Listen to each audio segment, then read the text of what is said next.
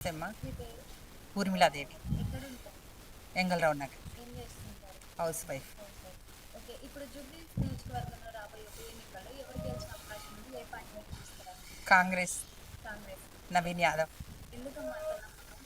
అతనైతే వయసులో చిన్న అబ్బాయి, యూత్, అందరికీ అందుబాటులో ఉంటాడు.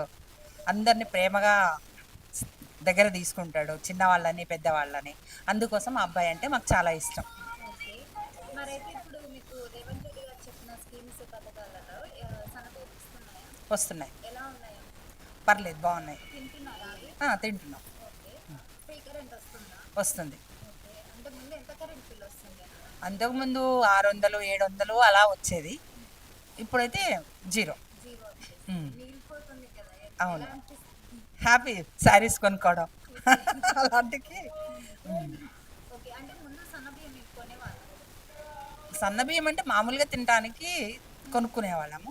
ఇంకా దోశలకు దానికి దీనికి దొడ్డు బియ్యం వాడుకునేవాళ్ళం. ఓకే. ఇప్పుడు సన్న బియ్యం అన్నిటికీ యూజ్ చేసుకుంటాం. అన్నిటిని యూజ్ చేస్తారు. ఓకే. మహిళలకి ఫ్రీ బస్ పెట్టారు కదండి. అది యూజ్ చేస్తున్నారు అంటే ఎలా ఉందని చెప్పొచ్చు? బెనిఫిటా ఎలా కాదా? అంటే జాబులు చేసుకునే వాళ్ళకు బెనిఫిట్ అమ్మా, కాలేజీ పిల్లలకు బెనిఫిట్, ఇంకా హౌస్ వైఫ్ అంటే అప్పుడిప్పుడు వెళ్తుంటారు కాబట్టి అంతవరకు. ఓకే.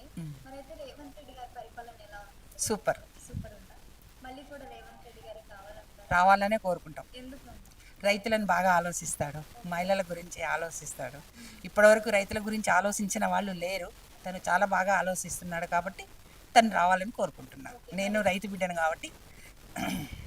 మరి టీఆర్ఎస్ పరిపాలన